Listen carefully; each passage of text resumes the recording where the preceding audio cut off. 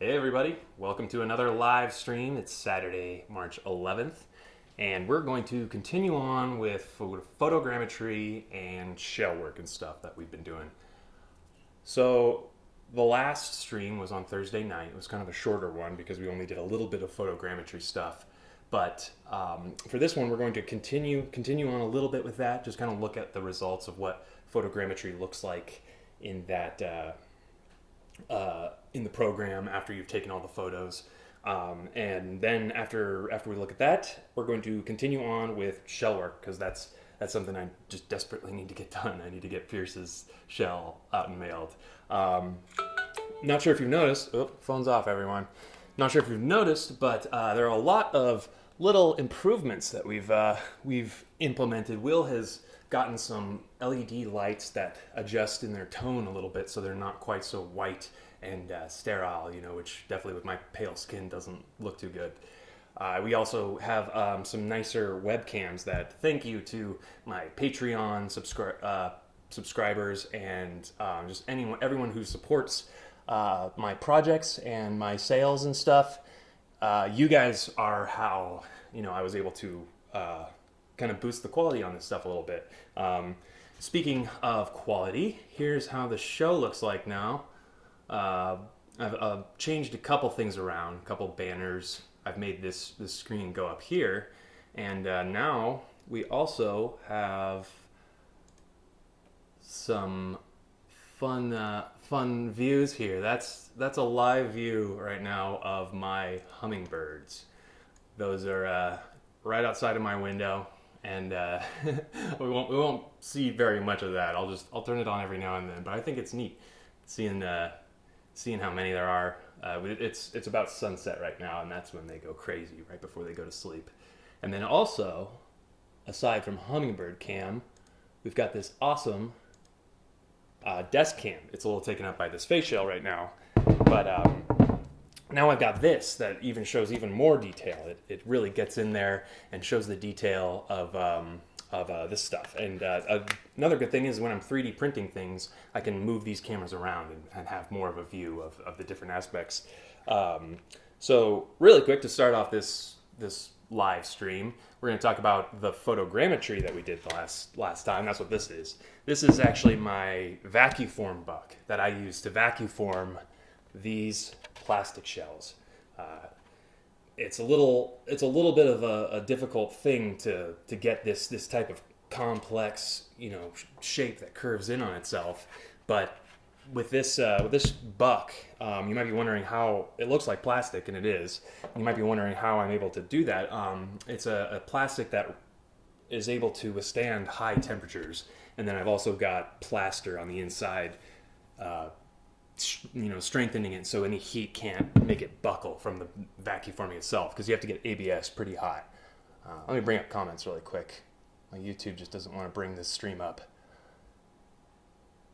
All right, there we go. Jeez, get comments going. Don't even know if anyone said anything. Yep, and there's volume. Great. Good start to the stream. I'll add this to the checklist in the beginning. Oh, there we go. Yeah, people are saying stuff. Cool. People just talking about the stuff they're working on. I like that aspect of this stream. You guys get to work on stuff same time I do. We're all working on projects. We've got conventions coming up, and that's why I'm working on these face shells. It's sort of convention season coming up, and I'm so behind with them, and it's terrible that people are getting to these conventions and they don't have their shells yet. So really quick, before I look at the comments or anything, I want to reference this photogrammetry that we did. If you haven't seen the last stream, what photogrammetry is basically you take a lot of pictures of an object and you upload those pictures into a program called Agisoft. And here, I'm going to show the hummingbirds. Why not?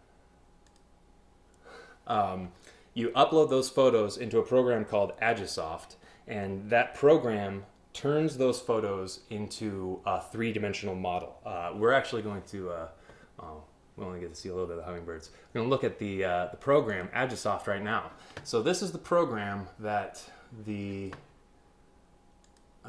pictures go into. And as you can see right here, if I turn those pictures back on, did I do it? No, wrong button. Too far away from my screen here. There you go. So if you see those blue squares, that's actually the location of the photos that we took in the last stream. So you could actually look at the last stream and look at all of these blue squares, and that's where we were taking photos from to get the orientation of this vacuform buck right here. There are a couple issues with it. I don't know if you were looking too close. I didn't do any details to this side because I know that I like this right side better, and so I only need that side when I'm in the modeling program. I can just model one half and then flip it all over. So I knew I only needed that right half, but it still had a little trouble in some areas. Like back here, there just wasn't enough reference information, so it kind of made a little bit of a tumor where it lost a little bit of that information. But it's pretty amazing how much detail you actually get in this program, and it even creates this texture based on the photos that you upload. You can see that right here it got confused and it didn't quite know what it was looking at, so that you can see that it's a little ghost of a reprojection on the model. But that, once again, I didn't need the left side, so it wasn't really that important. I'm going to do it again. I've got an old defective shell that cracked a little bit, but finally, it has a use here. I painted it with some primer, so it's going to be a little more flat, and when I do the picture process again, it's going to have an easier time, seeing these back parts, the parts that got like really ugly and bumpy and stuff. That's basically it. Took an hour and a half. You have to go through a couple steps to get the model to this point. If you have any experience with it, here's what the model actually looks like, that the wireframe looks like, and it's partially why I'm going to do it again, because you can see it really doesn't do like a nice clean job. It does, it creates the model in space. You could sit there and alter this thing until you have a nice clean shell, but I think that with this other shell, it's going to be easy to do photogrammetry and get almost a one-to-one realization of the shell. I also, I'm going to move back to my show mode here so I can get some, they're the hummingbirds. Go back to my show mode here for some detail. If you look at the shell that I'm planning on doing the photogrammetry on, I've already started drawing some lines along the face shell, because that's the kind of thing that it's going to look at, and really it's going to help it to build the shape of it. And also, it's kind of just the general shape of the wireframe that I want to build in general. So I want to have that as reference when I go into Blender and start to model the face shell, the finished 3D printable face shell. Yeah, that's basically all I wanted to cover on photogrammetry really fast. We might get back to that later, but right now I desperately need to get to more face shell work. I'm still behind. It's been a really busy couple of days working on stream stuff, just YouTube stuff in general, because there's a lot that goes into, when you kind of have a website going, and you've got a lot of aspects to think about with managing websites and YouTube pages and things like that. So as much as I want to just jump straight into the work, there's a lot of like little bookkeeping things to get settled before I'm able to just jump right into projects that are really interesting and exciting. I really like, though, that I get to work on these face shells, and it gives me this opportunity to practice, see if there's anything wrong with like the audio or anything like that.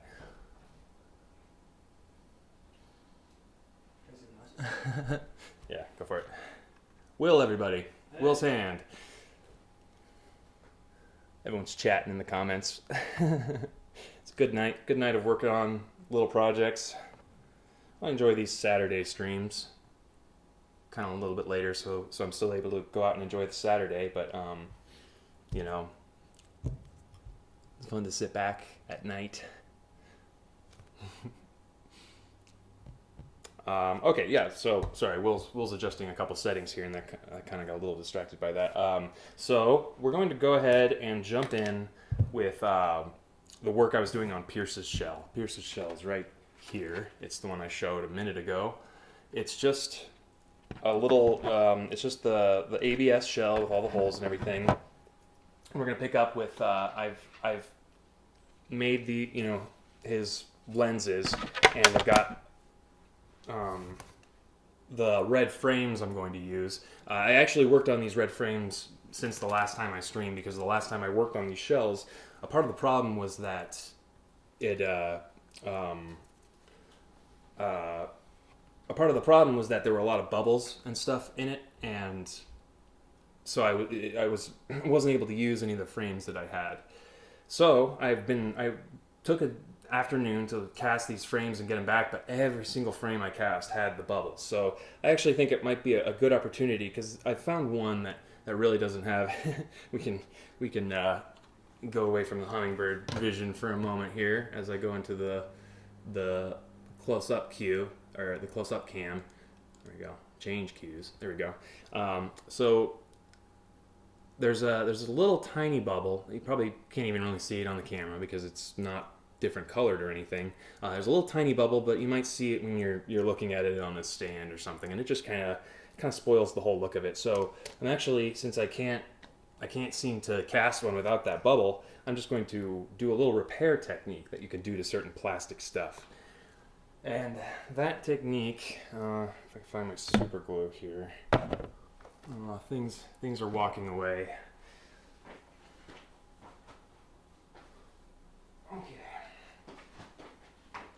Okay, so that technique, I've got my super glue here. It's pretty easy. I've got a little clear cup here filled with baby powder. Just a little bit of baby powder. That's about as much as that came out once I started to shake it.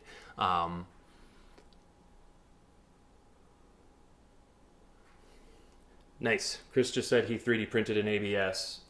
Good job. ABS is definitely the way to 3D print on some things. Actually, high detailed thing, it's good to do PLA plastic. Actually can capture finer details. ABS on a cheaper printer has a tendency to warp on finer details.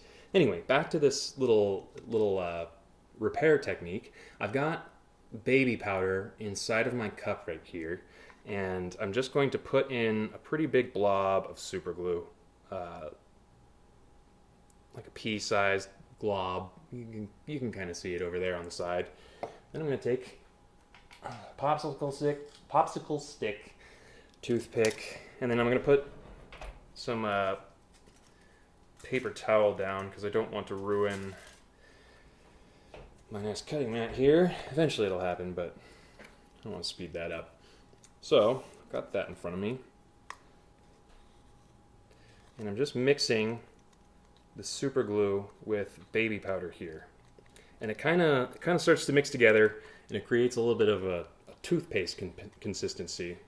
A little difficult for you to see there, but you mix that together until you got a little bit. You're not mixing it all so that the baby powder just totally covers up the super glue, and I really don't need very much right now anyway.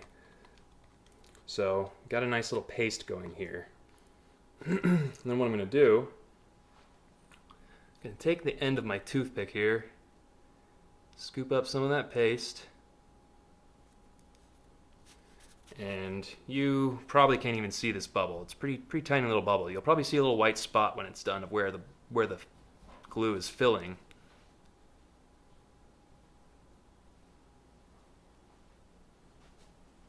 All right. So that creates a little knob right there that you might be able to see, maybe on this camera. But this is a really small, detailed work here. I'm trying to get as close in as possible. But what that has created is just a little bit of super glue with baby powder infused inside of it to give it a little bit of structure, and that'll dry into a hard, crispy, well, not crispy, but a hard substance. And you'll be able to sand it a little bit and refine it a little bit, and then I'll touch it up with a little bit of paint so that you don't see it in the end. But that's, I just can't, getting tired of casting those and not having bubbles in it. It's so difficult to have that happen. So once we've got that, this one's actually basically ready to go. So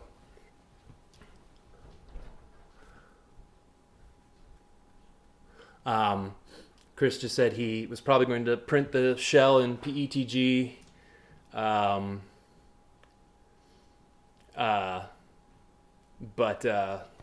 Yeah, PETG is a good material for sure, and it's clear. You can do it sort of clear, and it'll give you a really nice refracted light sort of finish. All right, so I'm going to keep working on these shells here. Now that I'm done with this little patch-up job, you'd want to kind of do multiple jobs at once, because that was a lot of super glue to use on a little tiny patch-up job, but it was a nice little tutorial for that. Okay, so I'm gonna keep working on these, and basically the next step here, I'm starting from scratch basically on these lenses. So once again, beginning from the bottom stages of picking out your clearest lens top and the lens bottom, and then you take a little this is the template I use for the tracing the shells. All right. Actually, I need to choose which lens is going to be the top and bottom. These are definitely the bottom. So I'm gonna write B on them so that I can distinguish those from the other side. So first up, I'm trying to go fast here because I just need to get caught up on this shell work. If you guys have any questions about shell work or just making anything in general, or maybe the future of shell stuff, because like you saw at the beginning of this stream, I am doing that photogrammetry for the shell because I'm actually scanning the shell and want to have a file for printing. And another advantage of that is it'll give me the ability to potentially have the shell produced, if I have the file for it, get it produced a little more professionally made, so I'm not just constructing them all myself. I'm actually in talks with some companies about that, but we'll see. It's kind of dependent on final cost and everything, but I think it'd be a high quality shell at the end of the thing. All right, so I'm working off the camera. Just tracing the outline. These are the base lines or base lenses of the lens double-sided half. All right, trace that other one.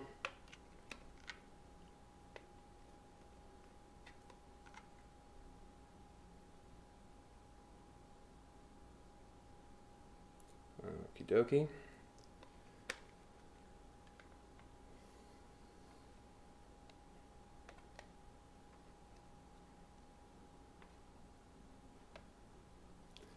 Chris just said a couple cool things about PETG plastic and printing with it. Yeah, I use ABS because it's a very machinable plastic. You can sand it really easily. It's not quite so tough like some other materials. I'm not sure how well PETG sands, but that's typically why I use ABS. And ABS is really strong when you print in kind of lighter sections. But I'm pretty hopeful that you'll be able to print the shell in whatever you want. It'll have a sort of structure underneath, and it'll be printed in pieces that come together, and you glue them together and kind of fill the shape out. And then it'll be printed with the holes and everything already. All right, so I've already outlined both lenses here. Now I cut them out.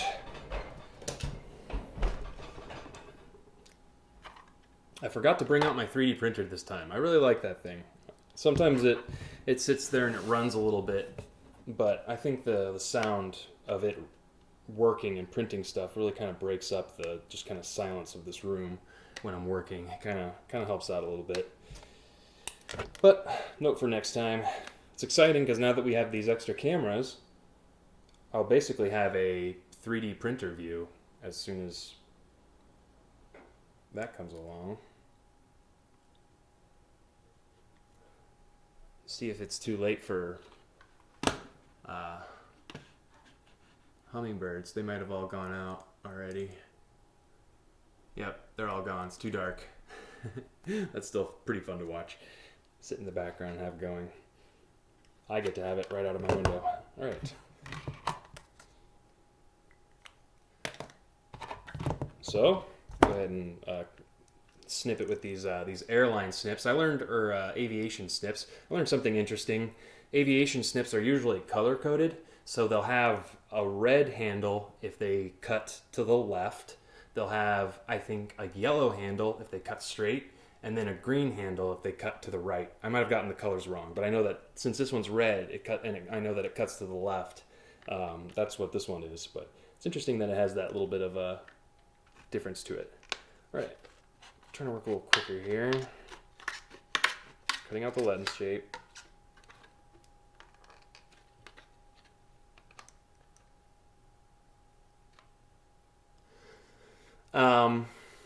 Twisted just asked, "Hey McLean, if I buy the face shell STL, do you know where I can get it 3D printed? Because I don't have a 3D printer." Yeah, Twisted. Definitely, because I have a 3D printer. I've only had a 3D printer for about 2 months now. I got it from a Chinese site called gearbest.com. A lot of people spend $200, over $200 on their face shells. That's how much I spent on the 3D printer. So you can get a 3D printer for under $200. And it might not have the best quality, but there are certain modifications that you can print with the printer that make it even higher quality. And even if that's out of the question, you can always go to a site like Shapeways. I'm pretty sure I'm going to be getting set up with that, so that if you don't have a 3D printer, then you just have to get the shell printed from a site that'll just print it at cost of material and then ship it to you. And then you can get it printed out of whatever material you want. It still is a little difficult with these lenses. That's one thing with the 3D printing, that you're either going to have to make them yourself, or you're going to have to do the soda bottle lens sort of technique.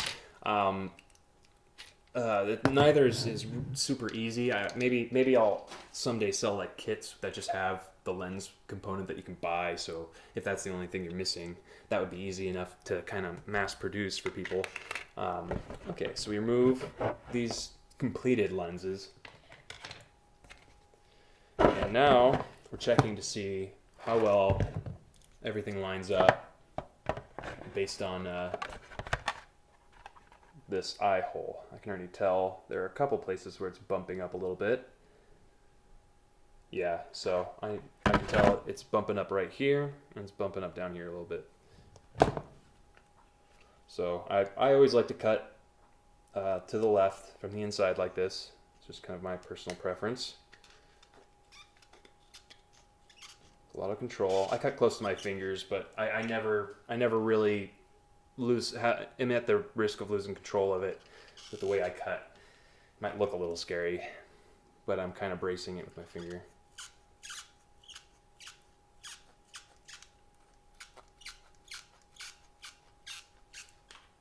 All right. So fits right in there now. Yep, pretty good. And it's got a little point on the inside of the lens. Just gonna trim that off. You're naturally working forward. Do you want me to move the camera, or do you want to move yourself to the square more? What was that? You're working like right here-ish, behind the square. Yeah, I just need to kind of, thanks for the heads up. Will's helping me out with my location and everything. These streams are still definitely practice, so it's a lot of fun. Move that up.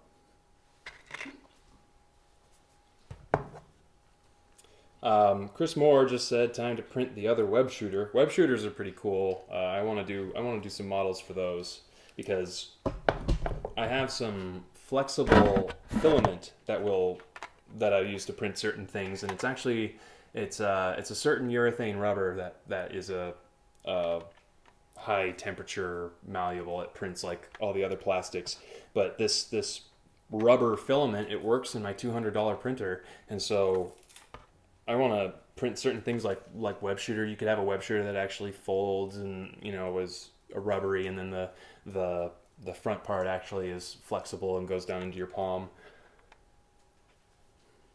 That's definitely something you could do.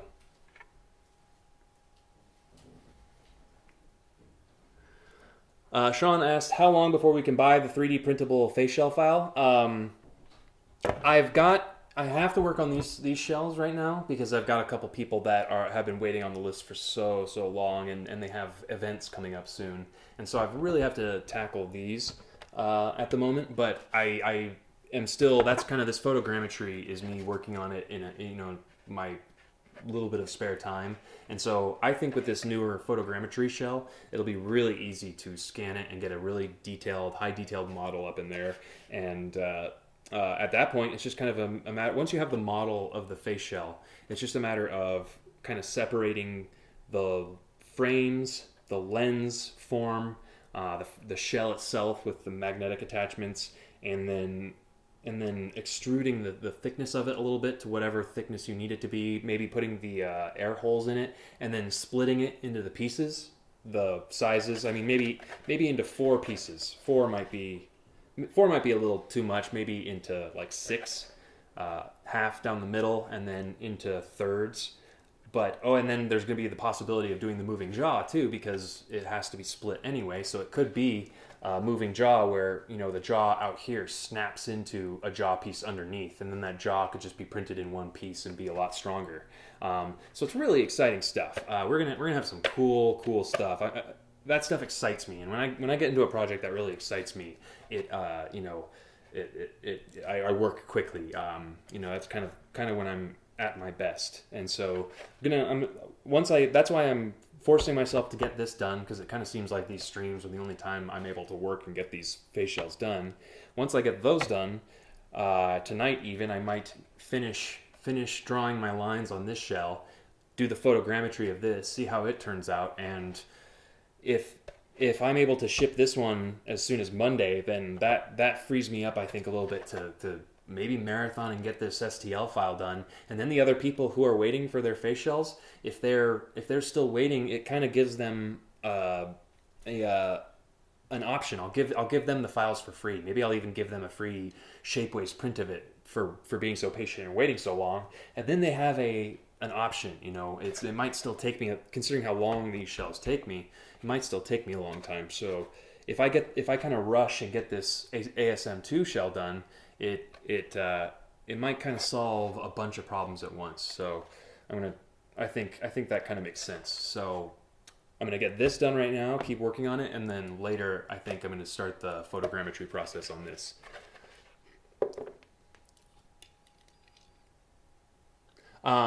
Twisted, I just asked if the RPC Studio will ever print and sew the TSM1 print. Because you said because you don't know where else to get it. I know it's kind of tough right now because a lot of people look at the ASM1 print and they get pretty scared. They see it and they're like, oh, this is too complicated, and you spent how much to have it printed, and so it kind of is this perfect storm that ends up making them refuse to assemble it. I've heard a lot of people that have that problem, but I actually have an ASM1 print that I'm sewing together for Elfet that I will sew together on this stream. So I'm hoping that if I sew together that print on this stream, it'll give whoever, if you buy the ASM1 print, you can go to whoever can sew and just be like, hey, look at this stream. The stream goes through the whole process. I promise it won't be that hard because it's all there. And so you'll have a lot easier time just printing it somewhere and then going to anyone who could sew and offering them to have it sewn. The thing is, you will have to offer to pay them more than your typical job, and there are a few things maybe you can assemble yourself, but we'll get to that once we do that shell assembly.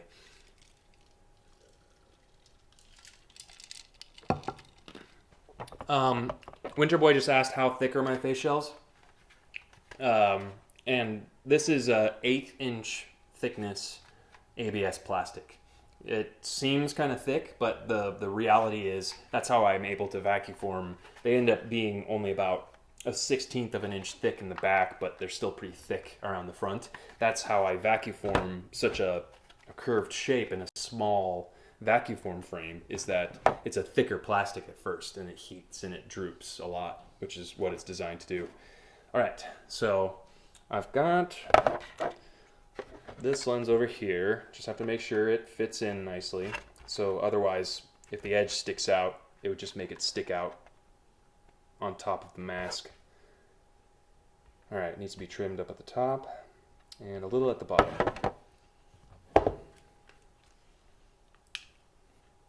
Thanks again to everyone tuning in right now. It's fun to hang out with you guys and work on the stuff I've needed to work on for a really long time. And it's nice to practice this streaming. I really look forward to kind of just getting into all the techniques I have a little bit of insight into, really just getting out there and doing that kind of stuff, and then transitioning into the future stuff I want to work on. And I think it'll just be a really fun format where it's sort of like a 21st century Bob Ross show, where instead of painting, we're just kind of making random things, and you don't just watch the show, you can kind of participate. So I'm really excited about that format. All right, so trim that up a little bit.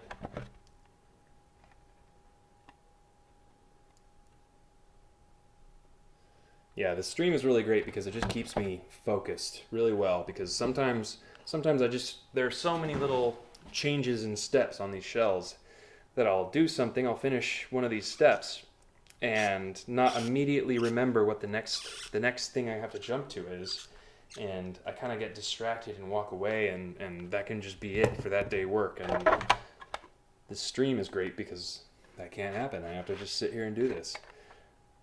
All right. That one's all trimmed. No, I'm going to do one more right there. It's working over the trash can right there. Kind of saves a little bit of a mess.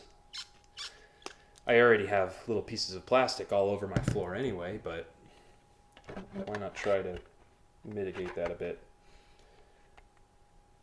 All right, so looks like it fits in there pretty well. So now the next step is to do a general outline on the top half of these frames. Because if you haven't seen me do this framework before, just really fast, it's two halves of these clear frames. There's a top half and a bottom half, and they go together and they sandwich the mesh and the two different types of mesh inside, and that's how you get a curved shape out of that mesh underneath. All right, so stick it onto the same outline buck I have as from before. William just asked, when will I do a tutorial on the MCU eyes? If you look up, I don't have that list up in the top corner right now, but the date for that currently is sort of to be determined. I need to make the mask first. I need to make a fabric mask, because that's just the way the construction works. The shell has to actually be connected to a fabric mask. And you know, I want to have one ready for when I get the actual shell ready and everything. So what will probably happen is there will be a stream in the next week or two where we go through how you make a mask pattern. How you start with like a little mannequin head, or maybe a plaster mold of your head, and you make a mask pattern based on whatever suit you're trying to do. And so you make that mask pattern, how to get it into your computer, how to design a little Photoshop file for your mask, and then I'll have done that for my MCU mask, and we'll be doing the MCU mask, so because I know that's what everyone wants to learn to design. We'll work on that, and then by the end of that, I'll have a finished mask and a series of long streams about that. This is all after I've started sewing the print together, though. We've got to kind of get into the sewing stuff first, and I just need to sew Elfette's print together anyway. But anyway, we're gonna get into the design of the mask, how to make a mask, and then once I've got that, I want to do the how to do the moving lenses and everything. Because I think by that point, once we've started to bridge out into other techniques, that's when maybe I'll have a little more of a audience of people that will. Well, for one thing, I'll be a little more consistent with my streams. I'm thinking I'll pick maybe Monday, Wednesday, Friday. I've been fairly consistent over the last week, doing 2 days on and 2 days off, but I still think I could make it more consistent so people know when to tune in and what we'll be doing that day, like a TV show, basically. And so once I've got all that a little more consistent, once we've got the stream worked out, I think that'll definitely be the time to tackle the moving lenses, because I've got some cool ideas for what we're going to be doing when that happens. Yeah, so that'll be pretty neat. All right, just finishing up drawing that outline.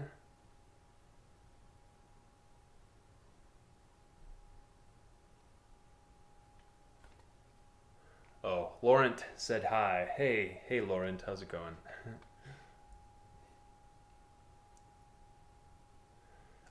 If you guys don't know, I'm sure everyone who's watching this now, but maybe the people who are watching this after the fact, I recently started selling the patterns I design. Uh, oh wow, a mosquito just landed. You probably see it on the camera. I recently started selling the patterns I'm designing on Photoshop on Sellfy. Really great service. It's probably where I'll sell the STL files for my Spider-Man masks, or maybe Shapeways. I'm not entirely sure how Shapeways system works, but that might be a good place to sell the files too. All right, almost have this outline done. I don't know if you can hear that. That's the theme to "It's a Small World." Might be too faint for you.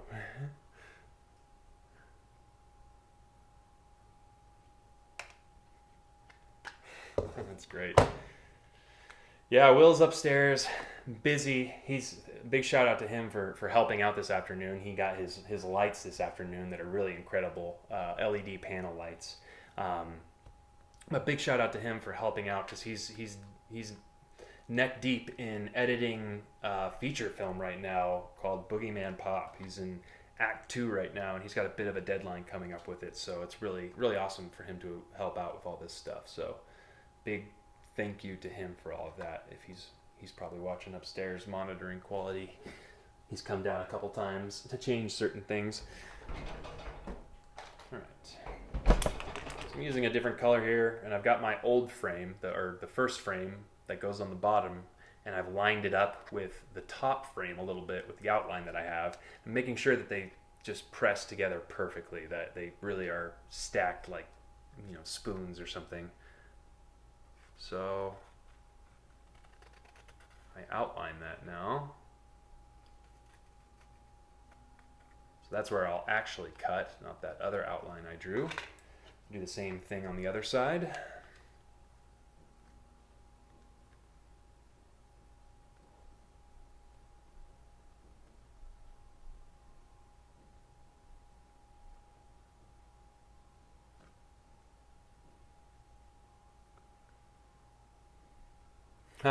Nice, Chris.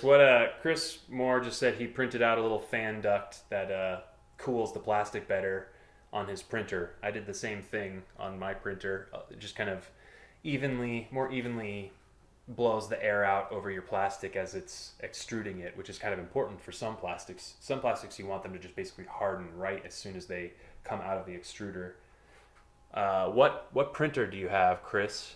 If you hear that question, out of curiosity, I'm always curious to know what people get. I'm kind of at the point. I love the Annette A8 on GearBest. It's under $200, and so I recommend that to anyone that's interested in this type of stuff. I love it, and it was such an awesome opportunity to learn how a 3D printer works, what the most basic components of it are, because that's basically what the Annette is, being under $200, and it was just like a little crash course on how a 3D printer works, and when there were little problems like the extruder was clogged, I knew how to take it apart because I had built it. So it really was just an interesting thing. Now I'm at the point where for certain projects they print in so many pieces that each take several hours that maybe it's time to get another printer. But I'm curious about higher quality printers out there, because now I've gotten the feel of a $200 3D printer. I'm curious what a maybe slightly higher grade, higher quality printer can do, especially if I'm moving over to 3D printing a lot of stuff, which I know that I will be doing that. So it's basically inevitable that I'll get a larger, higher quality 3D printer at this point. All right, so just got both. Well, one at least. Finish this one.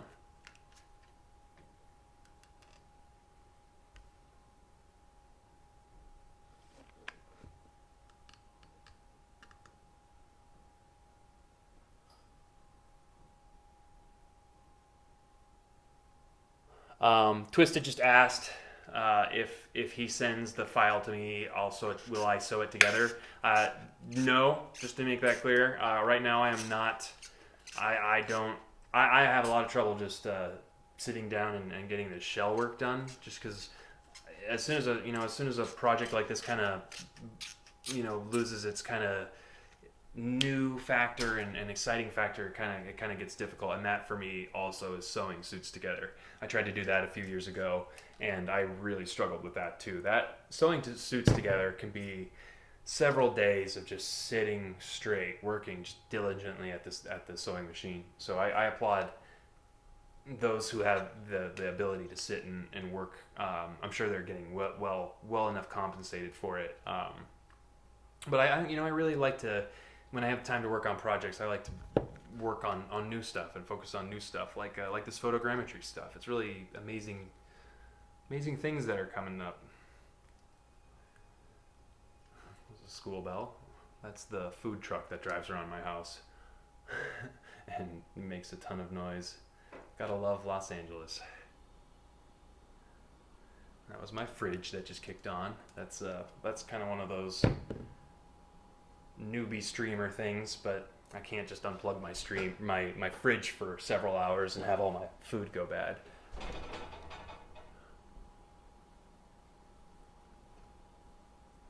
Nice. Chris was saying that he has the Monoprice Maker Select V2, about 300 USD, pre-assembled. Nice.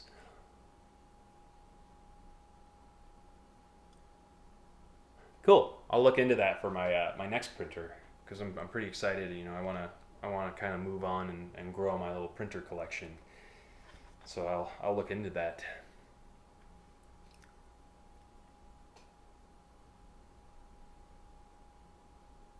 Yeah, I figure Twisted just said, thank you, I'll try RPC Studio in reference to his print being sewn together. Yeah, I imagine that eventually they're going to get enough requests that they'll have to kind of just adapt and start sewing it together, because it's kind of just a revenue stream. So I know that some of those places are a little like they kind of only want to stick to the Raimi costumes, and that's kind of what makes my print special, is that they're not the Raimi pattern. But that's why I also print instructions, like letters on the print that tell you where certain pieces connect to other pieces. And that was a lot of work doing that on the entire print. Listing out what piece is what number and where it connects to other prints and stuff. It took like a couple days on each of those prints just to print those instruction letters. So I hope people are actually able to use those and assemble their prints with that information. Okay. So we're going to do some magnet gluing right here.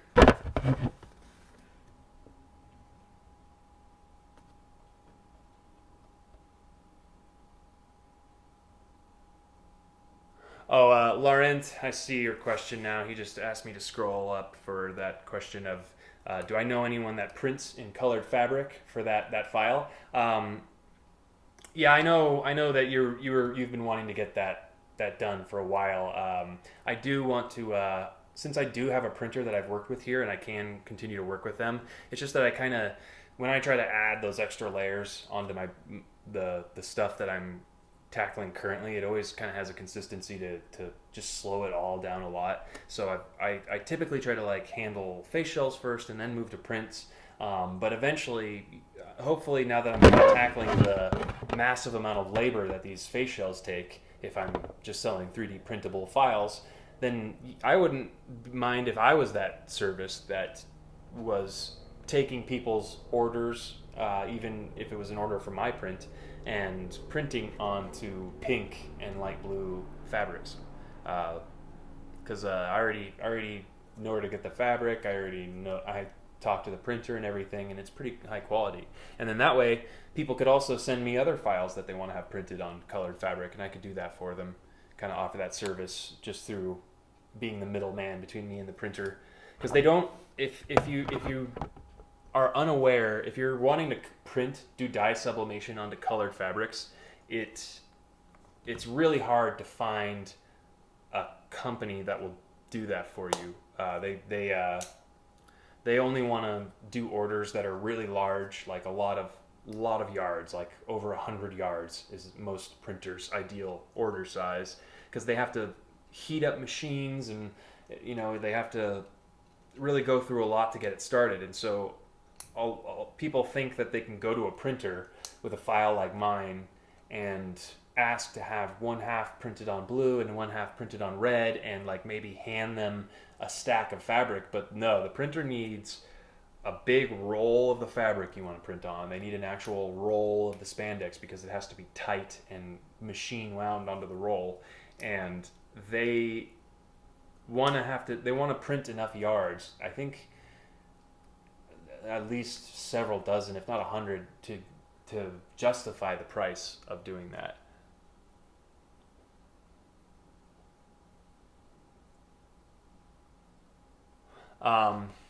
So on to another topic. Winter Boy just asked, he's seen people make lenses that just kind of snap into the mask and don't use magnets.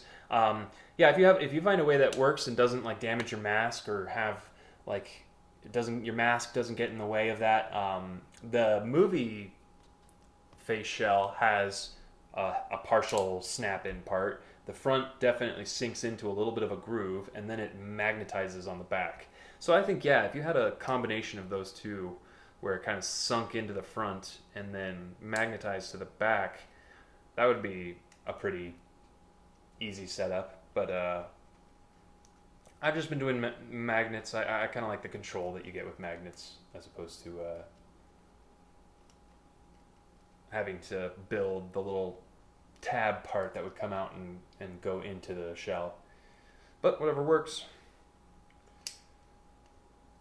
Alright, I'm scratching these magnets right now so that they adhere to the plastic a little bit better than they would if they were just, shiny surfaces.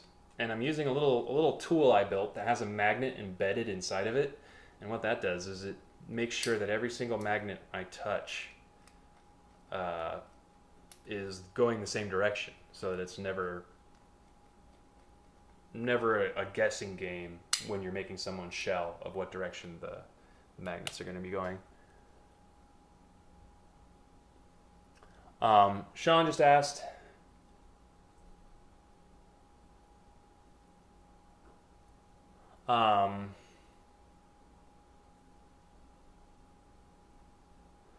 sorry, I'm looking at the comments right now, kind of figuring out what to answer. Laurent asked, so my best bet is waiting for you. Yes, Zentai Zone was asking for 60. Yeah, I'm not sure what Zentai Zone's doing.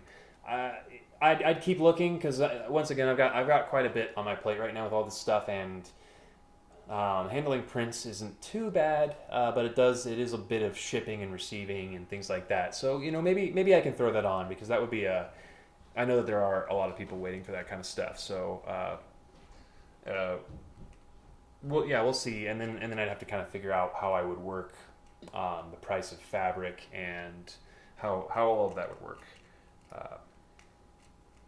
One exciting thing I have planned for these streams is, I'm aware that when I do a 5-hour stream of this kind of stuff, and I just sit here and there's a lot of like small talk and not a lot of instruction in those times, what I think I'm going to do is go record the stream after it's finished, watch it for the parts that I know kind of contain the core little lesson things that I say in these streams, and just fast forward through all the other parts. So you kind of just speed through, and then maybe it's only like 10-15 minutes, and it's just kind of concise, going between the actual solid bits of work.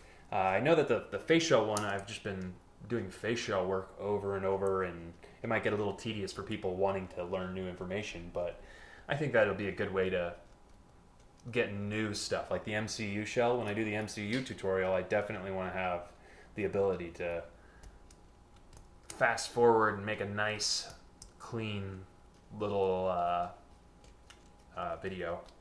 I actually enrolled in a little YouTube boot camp, is what they call it,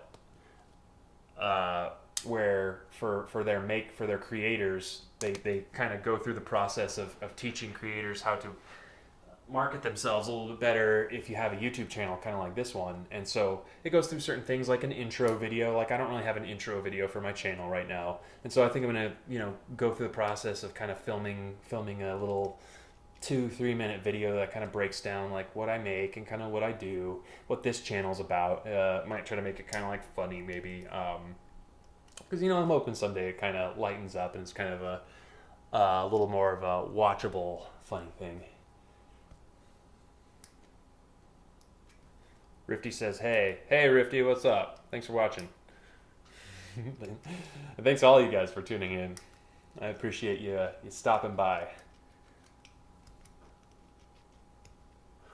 Sean asked if he does a 3D printed shell and 3D printed frames, if it would be possible to get the lenses done. Yeah, I think because that lenses are one of the most difficult parts. Either I'll sell like a kit for the lens part, or I'll make a really in-depth tutorial on how you 3D print a sort of vacuum buck, or you 3D print a vacuum buck and sand it really smooth, and then make your own plaster mold of that, and then you'll have a plaster cast that you'll be able to do this really simple vacuum forming technique that I've used. And I can get a vacuum forming setup for under like $40 plus your oven. So vacuum forming is actually pretty easy. So that might be the kind of the lens solution to all of that. Chris said on the topic of doing like a fast forward version of the video, he said that he likes a lot of the like small talk and he likes that aspect. I definitely agree with you. I like all that, and it'll still be here. There'll still always be a full archive of these streams, but I want to do those condensed videos on top of these ones. So you've got this full chat going on that you can actually watch and see all of that. But then on top of that, just so that people don't have to sit through a 5-hour video if all they care about is learning how to make lenses and face shells, trying to glean little bits of information every 15 minutes or I'm not sure how long. But with that, it'll be a little easier to kind of work through all of that. Okay, so now that I've gotten those magnets all scratched, it's time to start gluing them onto these bottom frames right here. So we're going to stick those magnets into place and then glue them to these bottom half lens components here. So let me grab that piece of spandex I used for this part.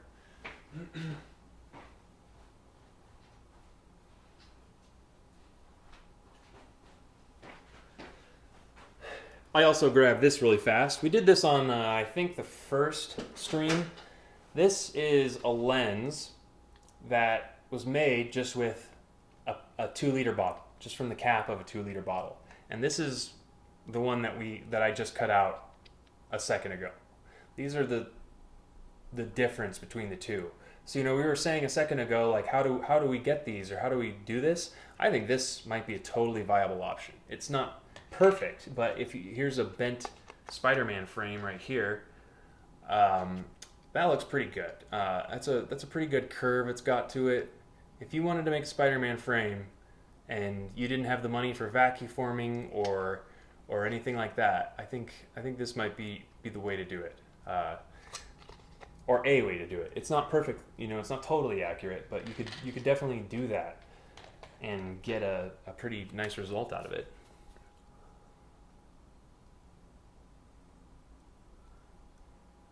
Yeah, nice. Chris just said that he 3D prints the lenses and then heats them up. Yeah, you definitely with I was thinking with ABS, you could definitely print them solid with ABS, because with ABS it'd be really easy to sand them and get them really smooth and shiny. And then exactly like you said, you put them in boiling water and you leave them in for only like 20 seconds or so, and then pull them out and put it onto your mold, and it'll be the exact same process like we do here with the heat gun and molding the frames for that. So, all right, I got my spandex here.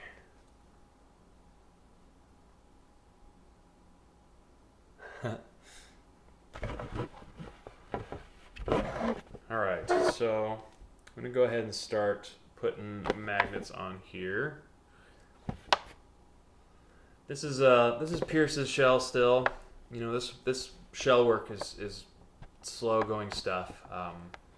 Especially I've really only worked on it on this stream in front of you guys. I've done a little bit of casting and stuff off the camera to get a workable frame, but other than that, it's really only been right here in front of the camera. Okay, so we've got these lenses put here. I'll show you future projects here. Sorry, I get distracted easily if you can't tell. There we go. Yeah. So since that isn't showing much right now, we'll do future projects up there. So we've got these magnets in place here, and I've done this a couple times on the stream, but all we're going to do is just put glue on top of these magnets and then kind of find where the ideal place sitting inside of that groove on the shell is, where it kind of sinks in the deepest and makes a flat connection with those magnets. And you know, there might be a lot of you out there that are watching this like, it's great that you're assembling this stuff, but I have no idea how to make a face shell. I have no idea how to make lenses, like all that stuff you start with. I need that stuff for this information to be valuable, and I definitely get that. And I over the coming weeks, months, years, want to just make tutorials and live streams about everything. But right now, I'm so behind on these shells that, you know, really any work that I do that isn't on these shells is kind of rude to those that are not kinda. It's very rude to those that are waiting for their items and have been waiting patiently for a long time. So it's hard, but it's nice because it's really kind of like I said before in the stream. It kind of kicks me in the butt and forces me to get it done, which is just invaluable to me right now because these shells have kind of been hanging over my head for a long time now. So here we go. And you know, just working on these shells, like I've said a few times, it's just practice. Kind of work through the bugs of the stream. It already looks a lot better. If you went back and looked at the first stream right now, you can already tell there's a lot of different little differences.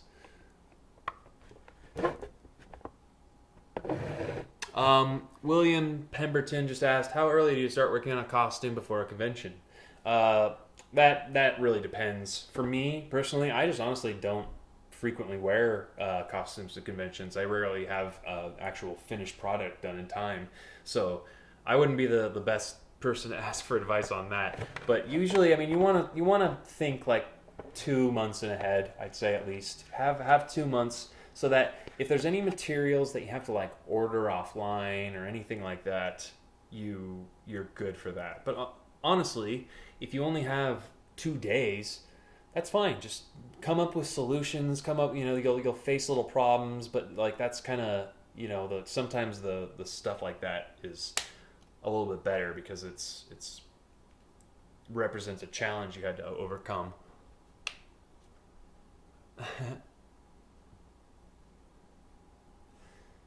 Yeah, Winter Boy just said he's a procrastinator too. Yeah, that's really what it comes down to. It's procrastination. That's a word for it, absolutely. But procrastination's a complex thing. You know, it's easy for people that don't struggle with it. It's easy to kind of look at it and just view it as like laziness or you know, just procrastination. It's just you kind of shirking your tasks. But I don't know. I've struggled with it for such a long time in school and things like that. And then when I'm excited about a project, the work goes so much faster and everything like that I think it really, you know, procrastination's really, you know, something that is not just black and white. Sure, if you are a procrastinator, you know what I'm talking about.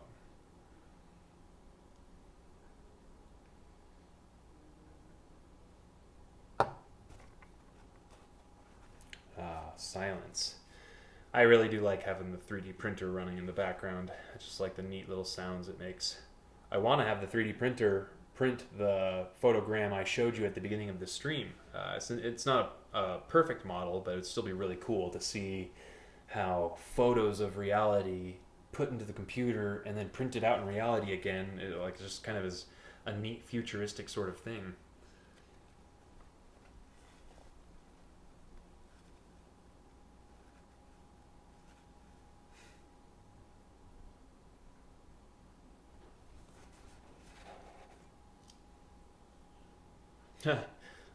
Laurent just asked about his shell. Thanks. He mentioned that he's cool with, with the weight and everything, which is really nice. Everyone is so cool and being patient and everything, but it's still cruel to just focus on this stream too much, or my YouTube channel or my website or print sale or any of that kind of stuff, and not get back to this. Always kind of have a foundation of getting caught up on this work, and I'm really just trying to figure out a way, because really the bottom line is that I just I got in over my head with the orders I took. I took way too many orders, and it's kind of, everyone is kind of in the same position that has ordered from me, that they just kind of they want to know when they're going to get it, and I've offered everyone. It's been a pretty long wait, like several months at this point, and I've offered everyone a refund if they want it, via message on my Patreon page to those subscribers who bought the shell there. But yeah, it's great to actually get caught up on all this. But Lawrence, you're asking about your shell. Anyway, still, even despite being cool about it, I will say that you have an ASM1, I think, so that one's going to be coming out soon. Will just grabbed the 3D printer. That's funny. Yeah, we'll see if we'll be able to actually get it heated up or something. 3D printer is pretty cool, and we'll also get to see how this little webcam looks while it's printing. That's gonna be neat. Okay, so we're gluing this other lens now. I already put the glue on these magnets here, so kind of nothing to it but to do it. I always line up this first inner corner with that inner corner magnet, because I know that those go together. Alright, there we go. Make sure it's not kind of curled at all when you glue the magnets, or else you're kind of gluing them into a position that contorts the lens a little bit.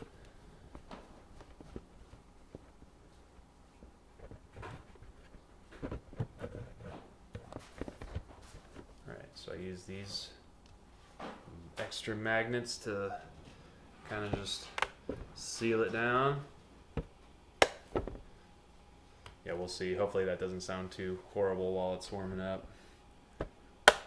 Will just turned the 3D printer on, and it has a little fan on it that'll just kind of idle while it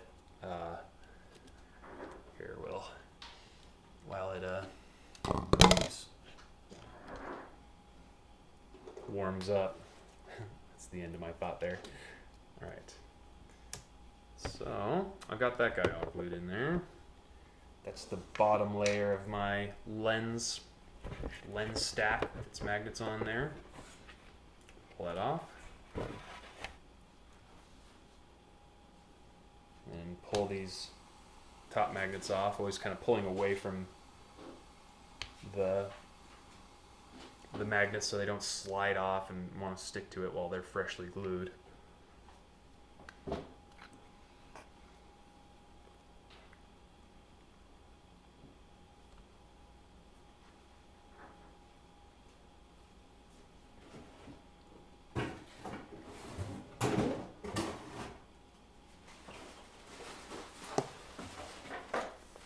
Yeah, thanks again to you loyal 10. Oh, hey, John just commented, fun for Spidey. Always glad to have you tune in, John. And thank you to everyone for tuning in. The stream is still, I mentioned this just a minute ago, but the stream is still, pretty early on, and we're kind of figuring stuff out. And it's only been a little over a week since we started streaming, and it's already coming together really well. We're even, Will has mentioned, and I support the idea of, this streaming kind of being a thing that he looks into as like kind of auxiliary thing as a source of income, because like he's done such a great job making this stream happen the way it has, that you know, you could actually probably charge other people to do for the same stuff. So yeah, it's really cool just doing this stream and figuring all that stuff out. And you guys have been really great and supportive. And you know, I'm looking forward to the day when we start to get into like the new movie stuff, because I have to get into that soon, because the movie's this summer. So you know, I want to get into that stuff soon so that you guys can have time to kind of follow along with the stream. I've even thought about, you know, a kind of format where I post an Instagram post at 8 or 9 a.m. that is like the materials that you'll need for that day to follow along with me while I'm building whatever I'm working on. And so you have the option to kind of go out and like, maybe it's duct tape and foil, or maybe it's plaster of Paris or something like that. So you could go out and get it, and then I'd start the stream later in the afternoon, and you could either watch live or you could watch after the fact and follow along. So I'm really excited about this format.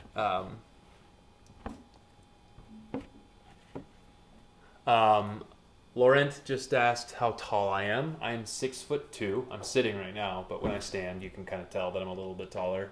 Yeah, it's tough because I'm taller and I have a pretty big head, and so when I'm designing prints, it's difficult if I design a print on my body, because I know that my measurements are a little on the edge of the spectrum of, you know, tall for how large the prints can be, and so I try to design them kind of so that they're tighter on me and built for people who are shorter.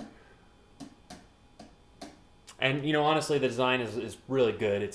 I copied the design from the movie as best as I could, and they did such a great job designing all of the different like pattern pieces and everything to handle all the stress, that it's really not too difficult to have it stretch over different body types.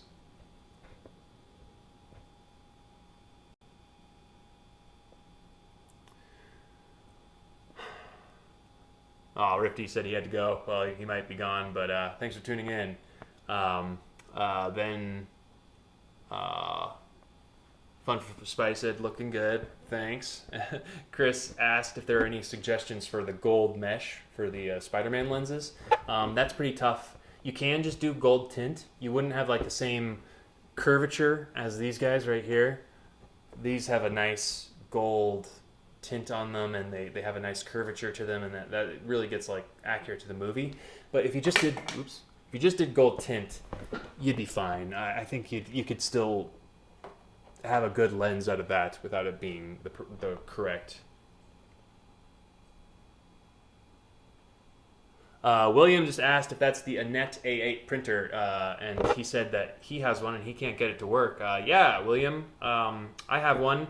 What's your problem with it? Let me know, because I've done a lot of troubleshooting with mine, and it's a little finicky, I will say. There's some certain things you have to do to it to get it to start to print.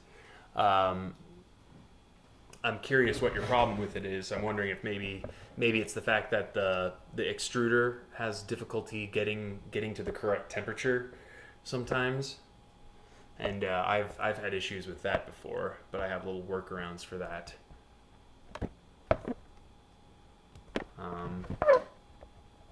Okay, so I'm just lining up these lenses here. Got the magnets all glued in. See, this is where I get distracted in my shell work. I finished a step, and I kind of forget where the next step is, and I kind of get distracted by like comments or the 3D printer or something like that, and so it's like, whoosh, there goes work for that day. But thankfully I've got the stream, and you have to get it done. So next step is mesh. Here we go. I've got some pieces of mesh over here that this looks like it's pretty new. It doesn't have the little markings I usually make when I see bubbles.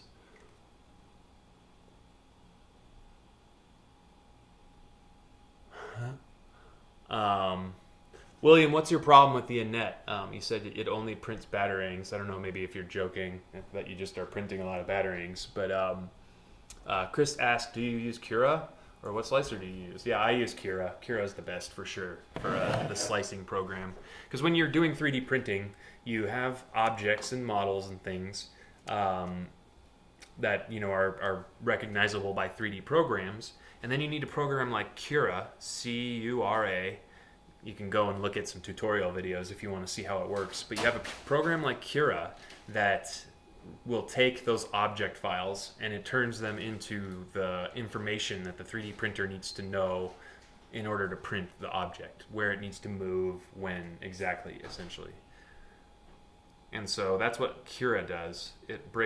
You give it the settings that you want for your print. Like if you want it to be a hollow print, or if you want it to have structure on the inside, or if you want it to just be a solid print, if you want it to print quickly, if you want it to print slow, that's where you tell it what materials you're using.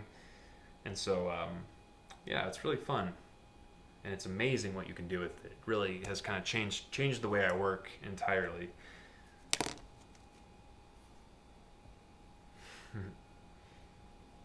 All right, so I've just marked a couple of spots on the mesh that you can kind of see are just kind of holes and bubbles and things. That's just something I go through and do to make sure that I don't accidentally include that in the spot where I cut out the lens. All right, so I've got the mesh lined up with the lens here. This is for a white frame, so I'm just going to do black marker around the edges because I think that would look best underneath a white frame. Slipped a little bit. Okay, so make sure my notches, that's what these notches on the lens are for. They line up with the direction of the mesh, and it ensures that your mesh is kind of flat and nice and parallel.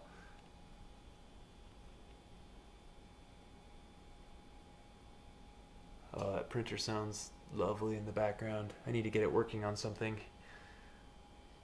I'll probably take a break here in a minute.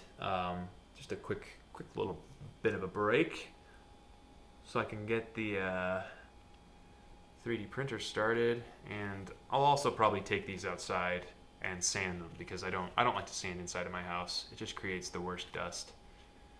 Also, if you're sanding, just use a respirator or a dust mask. Soon I'm going to do a video that I go over the tools that I use and what tools you should have if you're kind of starting out. Most of you probably know the gist of what tools you should have, like the Dremel, sewing machine, I think, grinder, drill, obviously, jigsaw. There's obviously a lot more that I'm probably not even thinking of, but I want to kind of compile, and the 3D printer now too. The 3D printer belongs in that list. But I want to compile a special stream that's just kind of about all the tools that are the most commonly used in my arsenal. All right, need to just move on to a new mesh here. That one's a little too bubbly.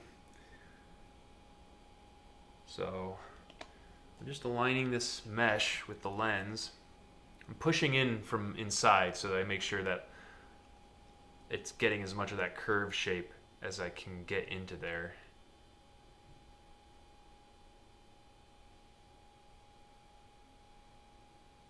All right.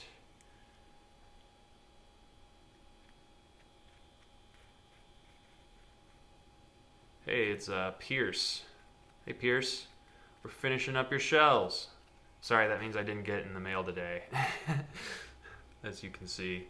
But that's what I'm sitting here for. I want to just get them done so that they'll go out first thing Monday, and then we'll go out. We can start working on photogrammetry again.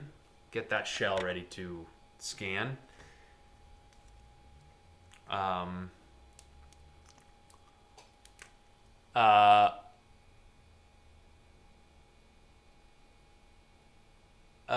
Fun for Spidey asked what kind of mesh is this. It's basically, if you look in some of my old streams, we've done a little bit with casting it. Actually, I can show you right here. It's actually a mesh that I make myself with a silicone mold. Here's the mold right here, and it's going to be a little hard to see the detail of the mesh.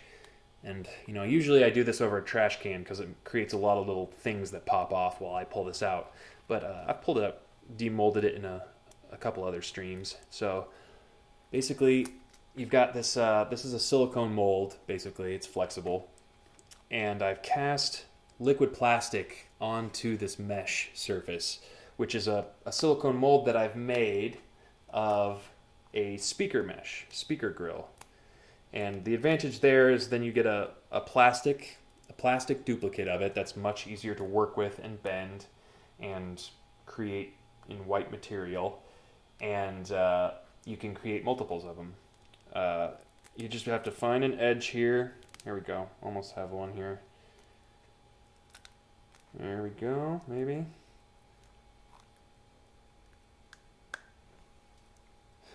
It's so watery and liquidy that I'm basically peeling at the edge of a small puddle, and so it gets really thin out at that edge. Here we go.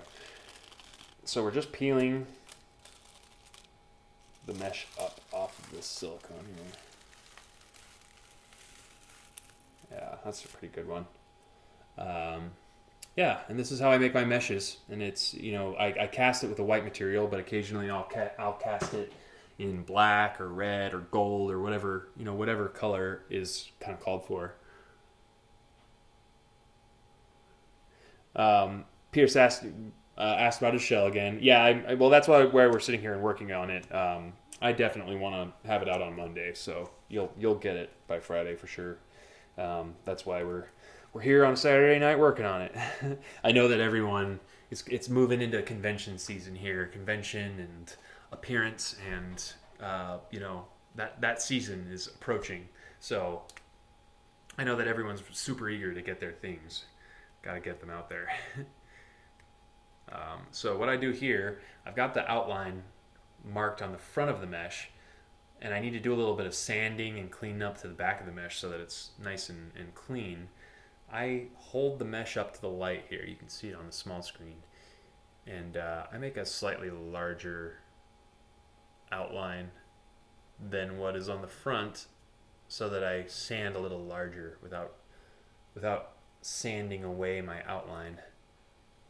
And you don't have to be very precise. This side can kind of kill Sharpies, so that's why I like to be quick about it. So I've got a nice big outline on the other side of where I need to sand and clean it up a little bit.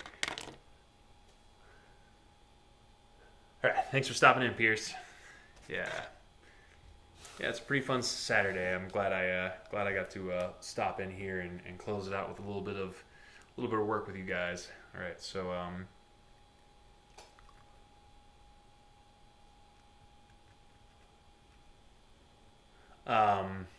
Laurent had asked about a urethane kit. I assume you mean like the Sam Raimi sort of urethane webs. No, I don't ever really do the urethane webs. Maybe someday I'll do them, but I don't.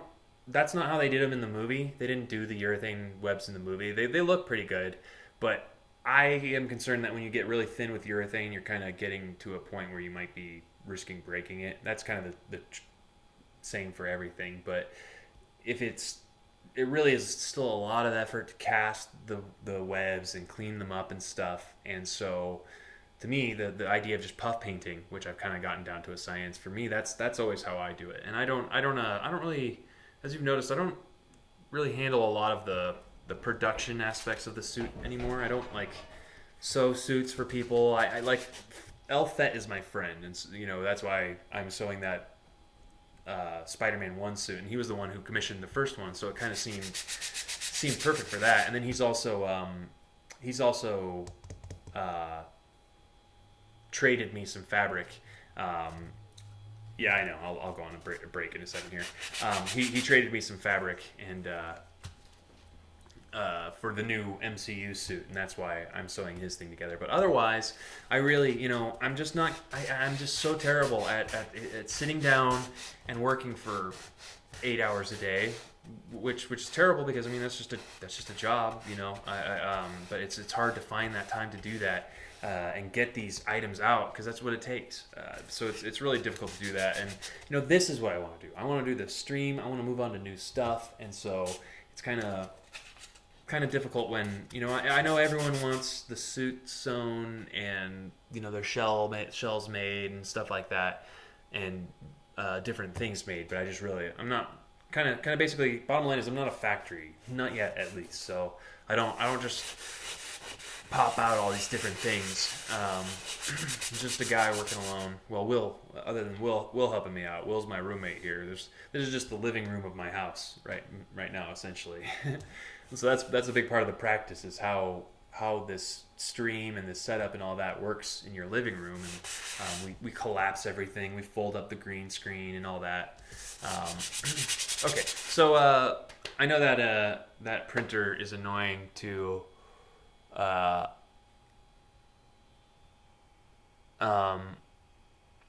That printer is annoying, so I'm going to take a break really quick, and I think I'm going to finish sanding this stuff really fast so I don't have to sit here and be loud and sand and do it inside here, and then I'm going to get the printer started. So I'll be back in like 2 or 3 minutes, so hang tight if you want. If not, thank you for tuning in. All right, thanks guys.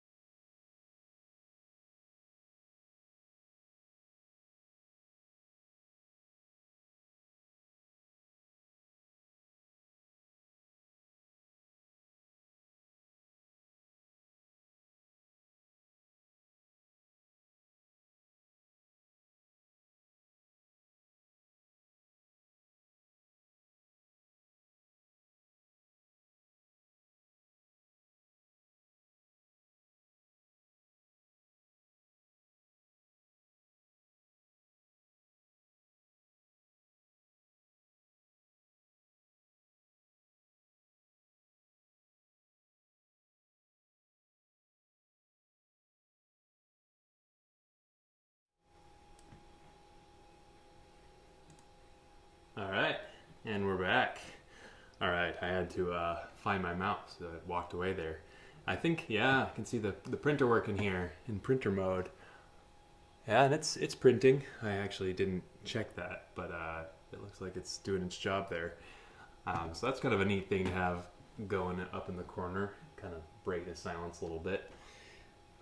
So, thank you again to my loyal 10 viewers here who are undoubtedly moms, dads, grandmas that are watching this and have it just kind of muted in the background. And those to you actually watching and paying attention, thank you. Or watching in the future, thank you to you too. All right, so I've already cleaned up these meshes here, so all that's left to do here is cut them out with scissors.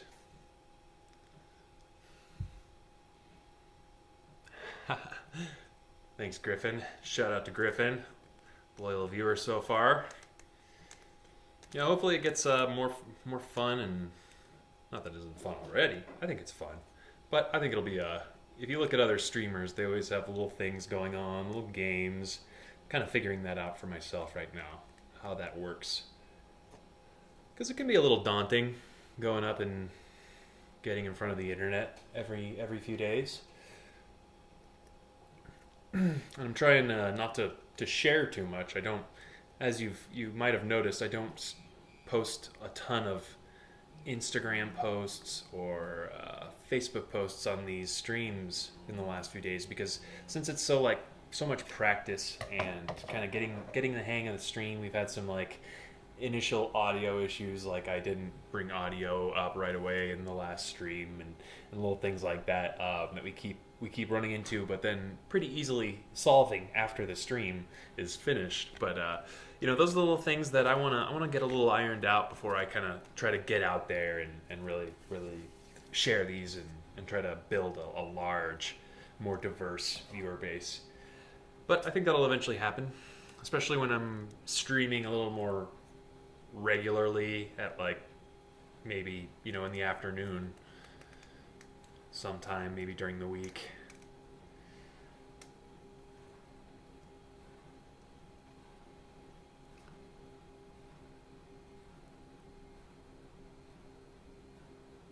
That's pretty funny. Thanks, Griffin. Griffin just said he came home the other day and he said, I'm going to watch some McLean Krieger. And his mom was like, what? And then he showed it to her and she liked it. That's funny. I like to hear little stories like that. Because that's kind of what I'm hoping for eventually. It's just kind of like just a fun way to hang out, and you can ask questions and stuff. I have no delusions of grandeur or anything, but I like the way the comment stream is now, and I would hope that it would never get to the point where there'd be too much streaming down in the comments and it would be hard to kind of moderate and answer everyone's questions, because that's one of my favorite things about this so far. Okay, so moving forward, I've just cut out these two meshes here. You can see if I get a little closer in, they look nice and clean. I don't need these extra meshes anymore. Move those out of the way. And so now I'm just going to I swear I know what to do. I need to cut out this black mesh first. So what I'll do is I'll take this these little paper templates I have here. You can see that this is just this mesh right here that I took up onto my scanner, and I scanned it and photocopied a couple copies of it, and then made it into a full page of them, and then photocopied that. So now I've just got a stack of them, and that makes it really easy when I use this black mesh for the structure underneath this white mesh to give it an extra layer of tint, so that people can't see straight through the mesh and see the person underneath and see their eyes. But the way I cut that is I cut it into these strips that are about the same size as the paper underneath. I just take a stapler here, because the thing about this mesh is it's so slinky. It has it's such an open weave that when you start to cut it, it starts to unravel a little bit. It starts to change shape. So it can really be a difficult thing to cut, and it can also be a difficult thing to mark. It can be hard to mark the shape that you need on it. So what I do for that is I just secure it in place stapler. You know, make sure that the mesh isn't moving around a little bit. It just slid down there. Trying to keep the weave of the mesh going flat across the shape of the lenses here. Kind of looks like a stocking or something. It's basically the same kind of mesh. You can see it going over the lens shape. And I staple each lens individually. I don't really do a middle staple on either side because I'm going to be cutting in this next step. And I don't want to, if I start to cut out one shape, that middle staple can kind of get in the way. You want each shape individually pieced down, stuck down. Alright.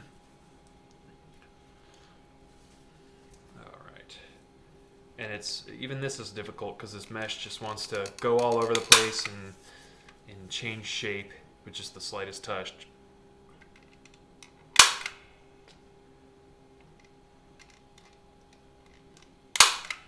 You gotta stay pretty far away from the shape of the lens underneath because you're gonna be using scissors here. You don't want to accidentally cut your staples. So you can see it's kind of changed the texture of the mesh, but not too much. Just kind of has changed a little bit in the camera feed. Okay, and so kind of just start the same way I do when I'm cutting out the lens. Stay outside of the shape a little bit, and you just got to make sure that you're pinching it down while you cut, and that it's not, the shape isn't deforming while you're cutting, because it'll want to do that. Any white around the edges is it pulling up and deforming as it cuts, and the tension is released. And it's also because I'm holding it up in the air like this, so I don't know if you can tell or not, but it's just, you know, wanting to move all over on that lens.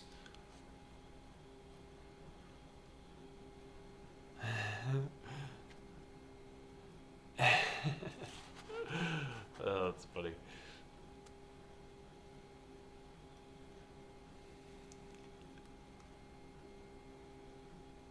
Oh, I missed Lauren. Sorry, I haven't been looking at the comments. I was just catching up on those just now. That's funny, Chris. Yeah. Right now, until I get a little more focused on like general stuff, like general tutorials. It is a little, you know, it's very specified stuff. So to people that don't know about it, it kind of seems a little bizarre. I've dealt with that all my life. That's pretty funny. Sorry I missed Laurent say goodbye, but good to see you, Laurent.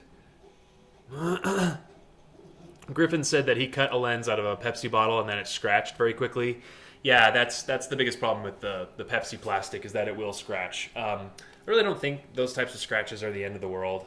It'd have to be a really deep gouge in the plastic to be visible from more than, you know, a foot or two away. You'd have to really get up close to it. So, and also if you're doing the Pepsi bottle technique, it's not the most perfect lens anyway.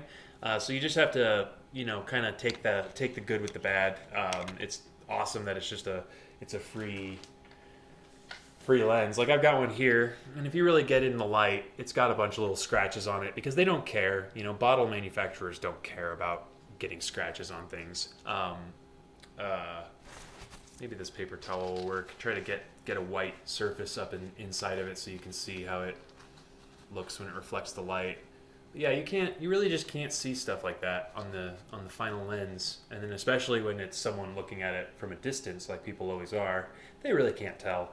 And unless it's so scratched up that like your vision is impaired, it's really not something I don't think people need to worry too much about. At least in my opinion. Jumbo Joe says hi. Hi Jumbo Joe. Thanks for tuning in. Thank all of you for tuning in. I appreciate the viewership support in these early test streams where we kind of figure out how it all works. And I stop saying every other word, hopefully, at some point. Okay, so I'm going to cut out this other lens template.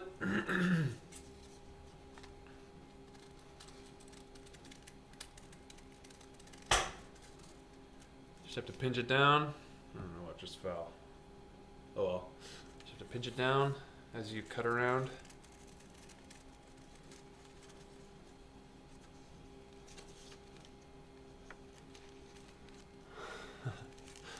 still pretty neat to me having that 3D printer view up in the corner. It's just kind of a cool thing to always have running and able to watch.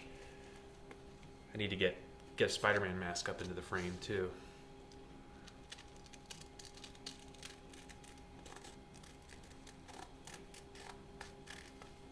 All right, let's have this cut out.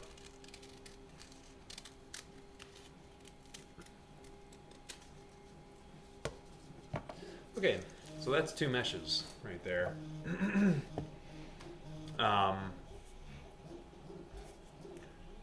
So now that we have all of those components, it's actually time to just bend the mesh so that it conforms to the shape of the lenses.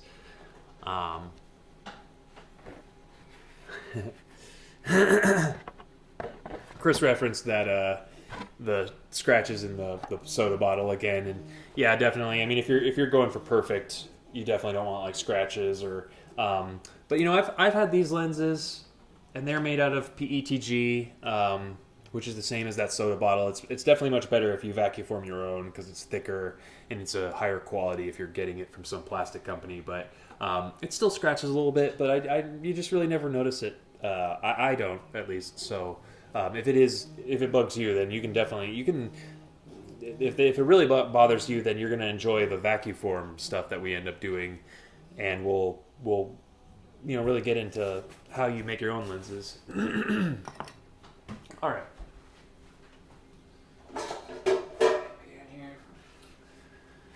Oh, I don't need that yet. So this is just bending mesh. I've done a little bit of this, but here's some more. I've got my meshes laid out. Sometimes I use these paper mesh templates to keep track of the black mesh, and so it doesn't sit in anything dirty and get ruined. But I've got these meshes.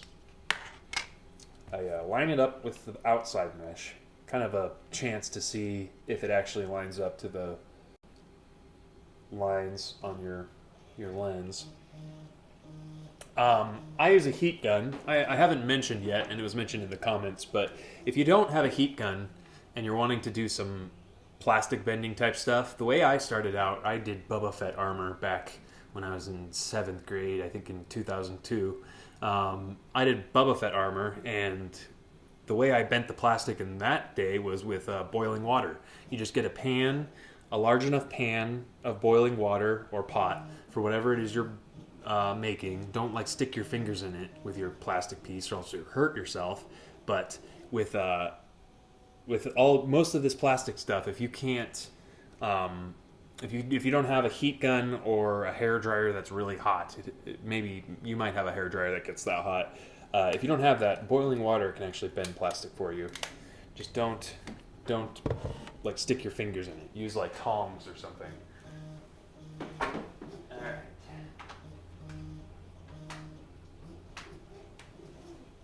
Power helps when you're using a heat gun. Okay. And yeah, I'm kind of just recklessly blowing this heat onto my fingers, but that's kind of how I know that the lenses aren't heating up too much, because my fingers are going to hurt before the plastic lens starts to deform from the heat. But this white mesh only needs a little bit of heat to bend. Even a hair dryer would probably, like I said a minute ago, would probably bend it.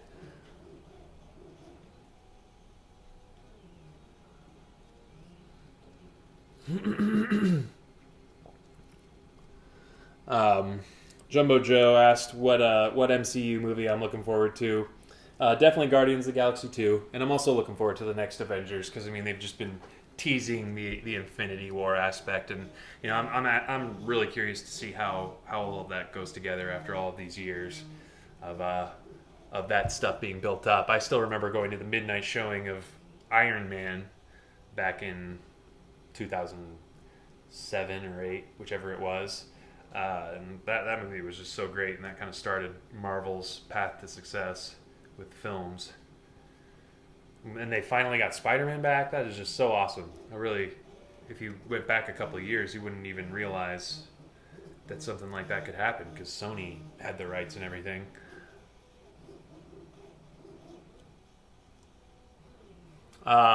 Chris asked what I'm printing right now on my 3D printer. That's actually a model of a suit, a helmet that I modeled a couple of weeks ago. I've just been kind of printing that over and over. You can see some smaller models of it next to the printer. I've just been kind of printing that over and over because it makes kind of interesting noises for the sake of printing. It kind of sounds like it needs its gears oiled. You can kind of hear it rattling over there, but that's something you need to tackle early on. Or I mean, I could grease it right now, but I'm not going to bother with it.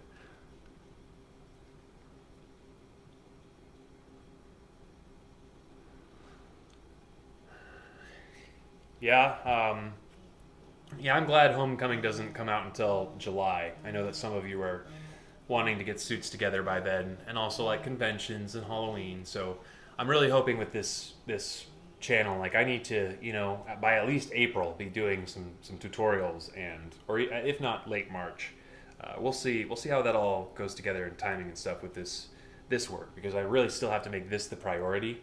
But hopefully I can get through this work and still do interspersed bits of working on a Homecoming suit, because I want to go through, we'll make a mask, and then we'll make the rest of the suit, and then we'll make the pattern for all of that, and then we'll print it. I'll sell the pattern on my sell-fi page, and I'll sell prints of it probably. Hopefully get into all of that. So we'll see, but still this takes precedent or priority, so work on this right now.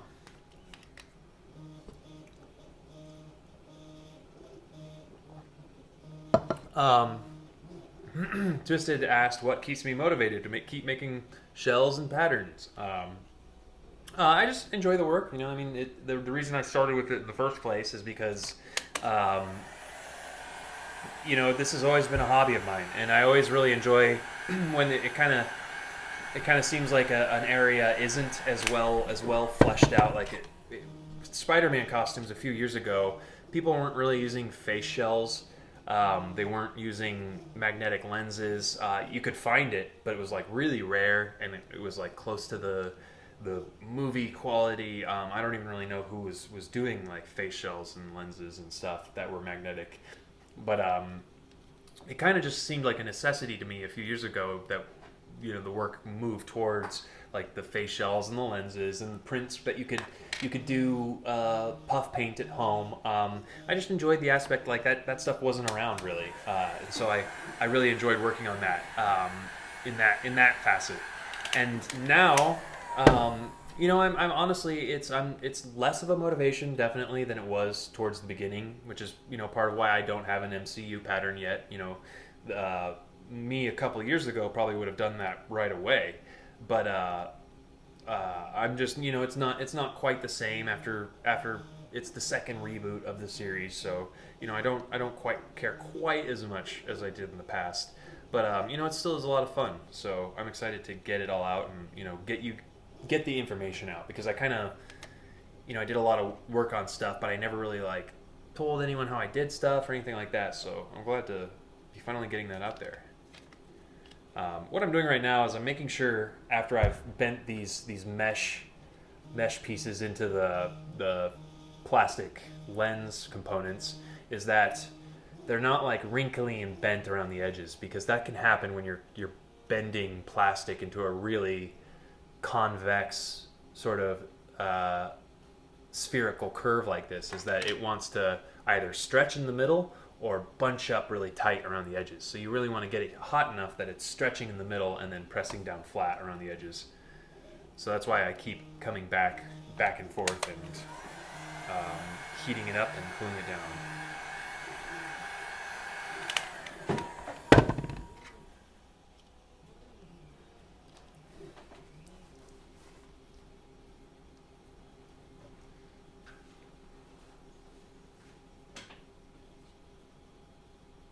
Camera's gonna go off for a second, everybody. Oh no, blackness.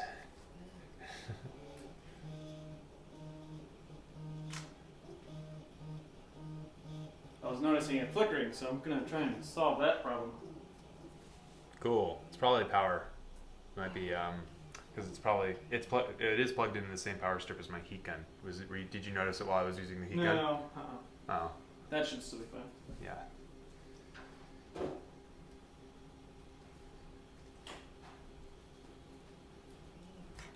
All right, got the mesh all bent here now. So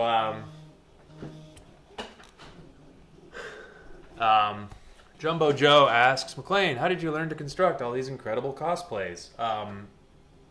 I learned a lot from my mom was always really crafty. She knew how. She was kind of the main person to teach me to sew and do a lot of like paper mache and so a lot of those basic things that you learn at a young age.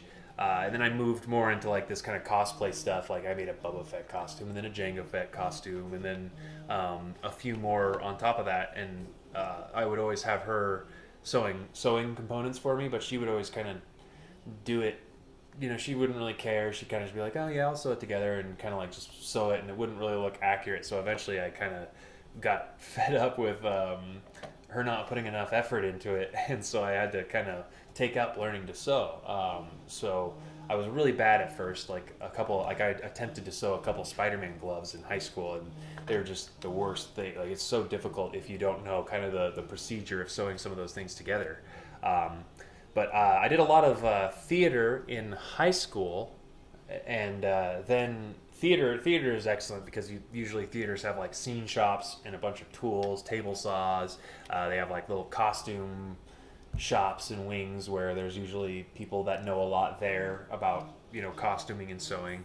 I went to college and studied theater too at SMU, and they had just a really awesome costume department attached to the theater and dance departments at SMU, and it was just filled with really knowledgeable, awesome ladies like Guyva Taylor, Jeannie, and Jeannie specialized a lot in their dance wear, since it was connected to a dance department, and that was when I really started to bring in a lot of like Spider-Man patterns. I would take them in because they were totally cool with people. If you had something you wanted to sew, you could come in, and they had just banks of sewing machines for teaching sewing classes for the sewing practicum, and they were just really cool about people coming in and working on stuff. So I'd actually bring in Spider-Man patterns, like my symbiote Spider-Man patterns I worked on during college, and they were all about helping me out with little intricacies. Like that's where I learned a lot about like sewing gloves, and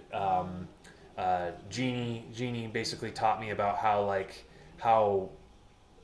the webbing was hidden underneath the webs. Like she looked at the Sam Raimi pattern, which I had never really like shown to anyone who knew how to sew, and she looked at that and was just like, oh well, yeah, this goes together like that, that is like that, this does this, and they were just really great about sources of information for that type of stuff. So big shout out to them for always being really helpful. So that helped. And then also just theater in general is just a good thing to learn if you like for approaching projects and things you want to do just in general. It kind of gives you an ability to tackle things like that and get them done. And that's a big part of this stuff, is just kind of making it happen, planning, getting it done, getting the work done, and making it happen. A lot of people could do projects like this. It's just they don't ever, and not like it's a necessity. Obviously, it's a pretty specialized thing to be doing, but it's kind of a big part of it is the fact that I just I sit down and I actually do it. I get it done when I do get it done. Okay, so I'm trimming up this mesh so that these components just kind of all sandwich together really well. And this is also my best opportunity to look and make sure that the mesh looks good. There's no errors or things in it that really look ugly. Because once these layers are clipped together and glued together, that's basically your lens. You've got your magnets on there. It's black and dark on the inside, so that when it's over your eye here, it creates a darker area that light doesn't bounce around in as much, so it's not as visible underneath.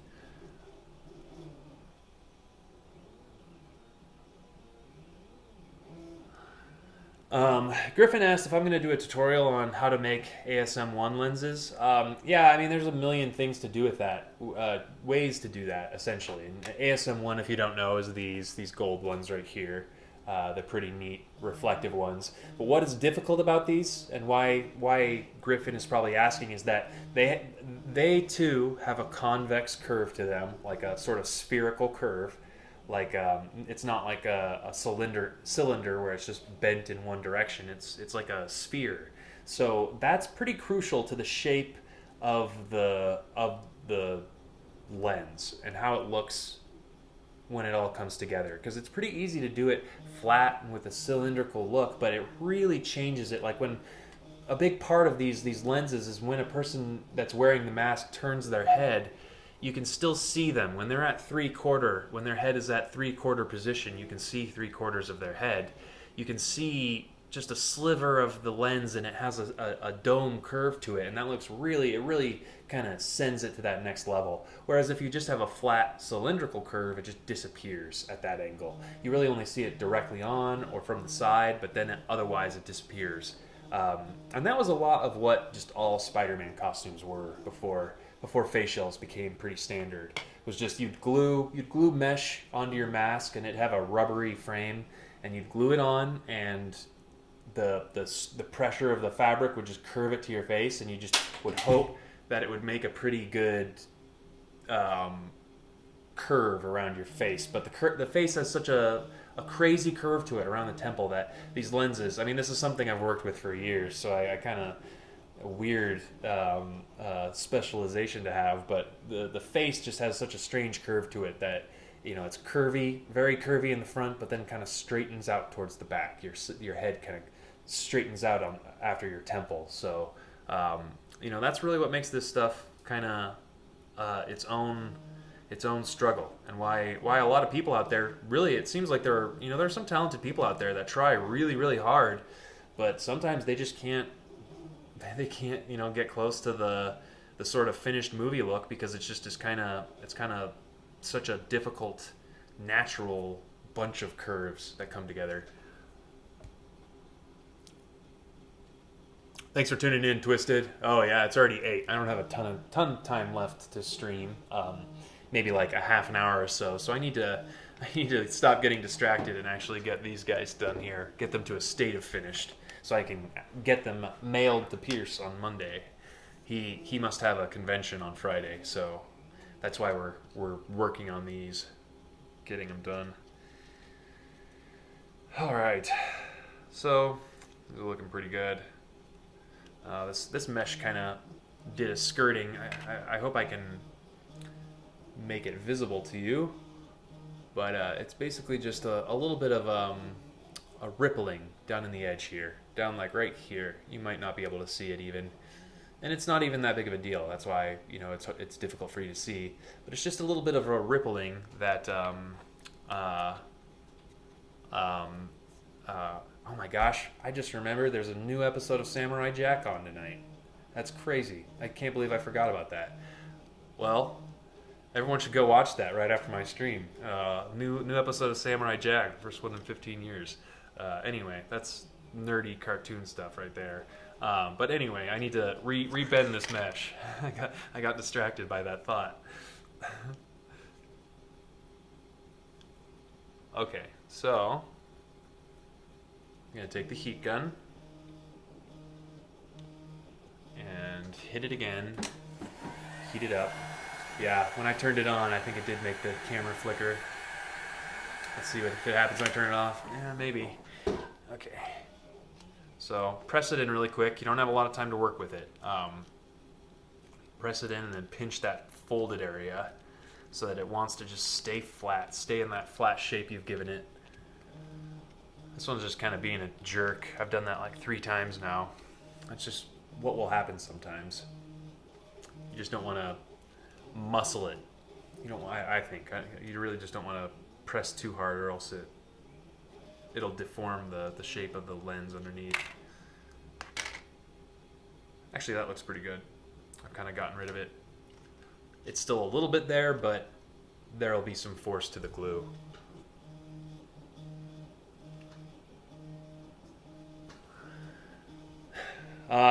Griffin just said he likes the shells. Thanks for that. And he also mentioned how he likes the nature of like the way it looks under the mask versus sometimes other makers can have like a look like obviously it's a plastic shell. Like obviously it's not an actual face. It looks very much, it kind of gets away from the point of it. The same as muscle shading, I think. If you don't know what muscle shading is, I mean, basically the same as someone who would like paint muscles onto their body. It's putting like shading of muscles onto spandex, because the problem with spandex is that it just curves over every like muscle. So they actually did this for the movies for a long time. They would print the shading of muscles onto the spandex so that it looks like the muscles are actually there. And they even have muscle suits underneath, but with spandex, it just bridges the gap between everything. It just smooths everything out. If you look at Arnold Schwarzenegger in a spandex suit, it would still just look like smooth and shiny, and it wouldn't look like, you know, a lot of muscular definition unless you like physically glued the spandex in between the muscles, like in between the creases.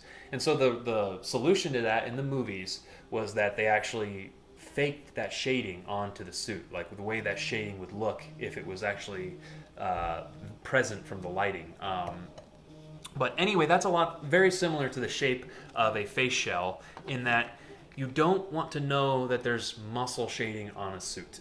You don't want someone to look at a Spider-Man costume and go, oh, there's muscles printed all over it. Like, I mean, unless you're going for like a kind of comic book style, that looks cool. If it has like you look like you have your muscles drawn on by like ink, by pen or something.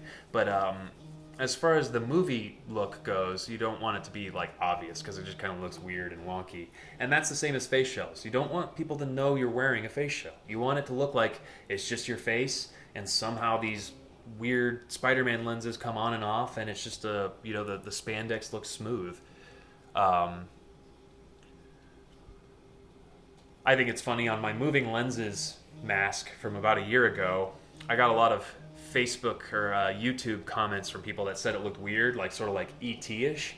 And I think it's because that was the first shell I experimented with not having a jaw on it. So the jaw was kind of far back because the front of the face shell was forward because of the mechanics. And so it kind of had a little bit of a jaw being back. And a bunch of people were like putting comments on it like, oh, it's ET, and oh, why does his face look like a hammerhead? And I look at that video and it's like, it looks kind of like, it still looks pretty smooth. I mean, you can see a little bit of a break in the front of the face, and the jaw is not far enough forward. The next moving mask I do, I think I'm just going to do the full face because it has to be pushed a little bit further forward anyway.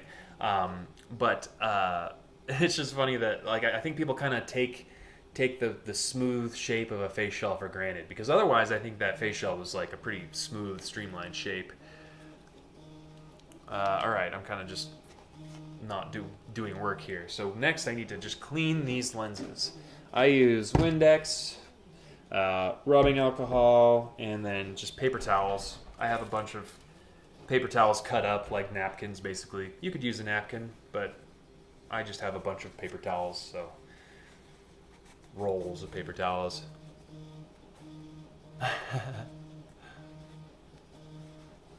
Griffin, that's funny. Griffin mentioned in an old interview I did at like a Salt Lake Comic-Con. I was talking to a guy, and it was one of the first lenses I made with this white mesh, and I had 2 layers of white mesh in it as opposed to a layer of white and then a layer of black mesh.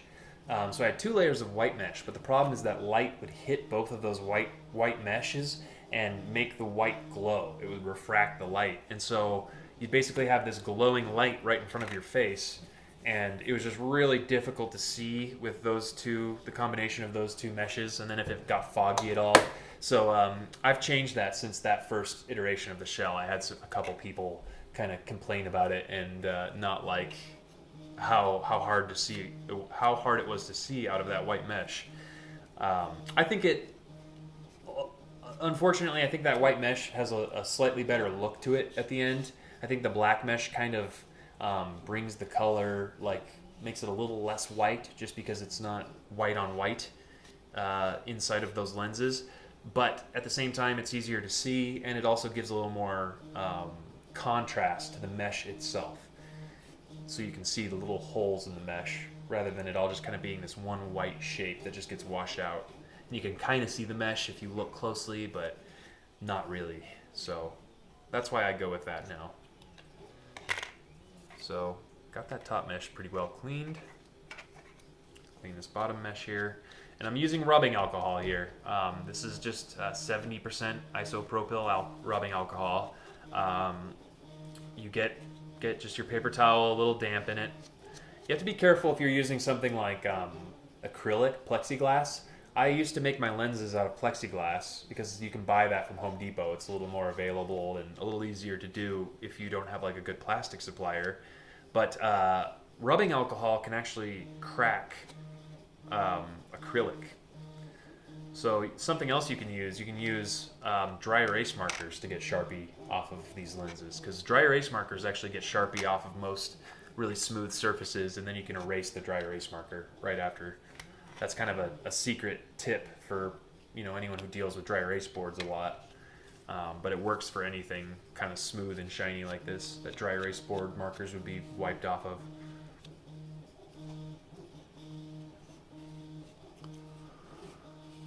Yeah, maybe. Griffin just said, wouldn't gray or silver mesh be a sweet spot? Maybe. I've tried a little bit with gray, but once again, it's kind of the case of it muddying a little bit. And with the black is nice because it's just a sheer black behind the mesh, so it's kind of like any kind of mask or anything that has that kind of mesh. But that's why I started out with that white mesh, is because in the production photos, I think it was photoshopped, but it looked like it's a white mesh underneath a white mesh. But yeah, I mean, that would be an advantage of if I sold this as a kit. You could just assemble it however you want. You could use any kind of mesh you want. I could include this this black mesh, but you could use and then I could include a white one too. I think that might just be a more viable thing to do.